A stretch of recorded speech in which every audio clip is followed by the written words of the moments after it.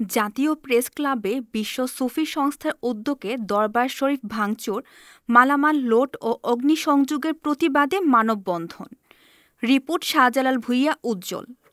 গতকাল পাবনা জেলার দোগাদী কায়েমকোলা নিবাসী সুফি সাধক দেলোয়ার আল জাহাঙ্গীর সুরেশ্বরী প্রতিষ্ঠিত দরবার শরীফ ভাঙচুর, মালামাল লোড ও অগ্নিসংযোগকারীদের দ্রুত গ্রেফতারের দাবিতে মানববন্ধন ও প্রতিবাদ সভার আয়োজন করা হয়।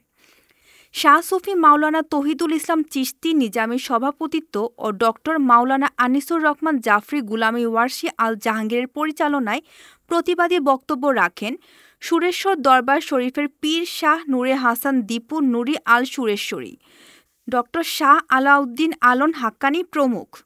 বক্তারা বলেন, পাবনা জেলা দোগাছি ইউনিয়নের কায়েমকোলা গ্রামের কাজী শাহাবুদ্দিন হাফেজিয়া মাদ্রাসার সেক্রেটারি মাওলানা আব্দুল হাই ফারুকের নেতৃত্বে গত ৩ দিন ধরে ফেসবুক মিডিয়ায় ধারাবাহিক মিটিং ও প্রচারণা চালিয়ে স্থানীয় জনসাধারণকে উস্কে দিয়ে সাথে মাদ্রাসার শিক্ষার্থী ও উগ্রবাদী মৌলবাদীদের নিয়ে গত ২২ মার্চ সকালে সুফি সাধক দেলোয়ার হুসাইন আল জাহাঙ্গীরের প্রতিষ্ঠিত বাসভবন ও খানকা শরীফে সন্ত্রাসী হামলা চালিয়ে ভাঙচুর, লুটপাট ও অগ্নিসংযোগ করে সবকিছু ধ্বংস করে দেয়।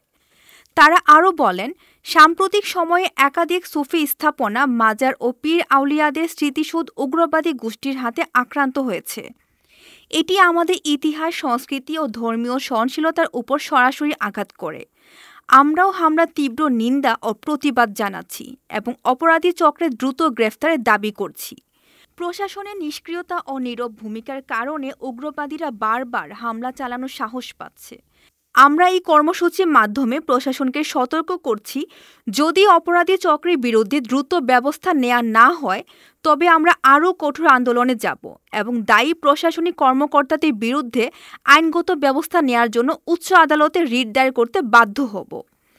প্রতিটি হামলার নিরপেক্ষ তদন্ত করে অবিলম্বে উগ্রবাদীদের গ্রেফতার ও দৃষ্টান্তমূলক শাস্তি দিতে হবে। হামলায় সংশ্লিষ্ট গোষ্ঠীগুলোর তালিকা প্রকাশ ও নিষিদ্ধ ঘোষণা করতে হবে।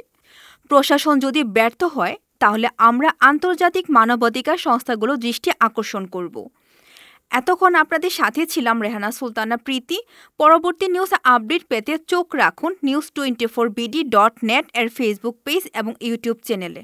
ধন্যবাদ।